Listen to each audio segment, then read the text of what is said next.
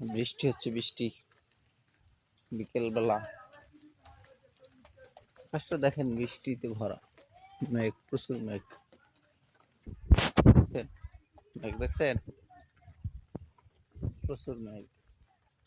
আর বৃষ্টি হচ্ছে হালকা হালকা, টুপ টুপ বৃষ্টি হচ্ছে।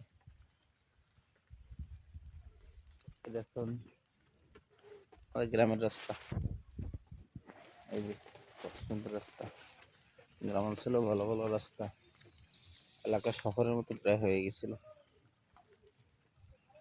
হ্যাঁ, আবহাওয়াটা প্রচুর খারাপ।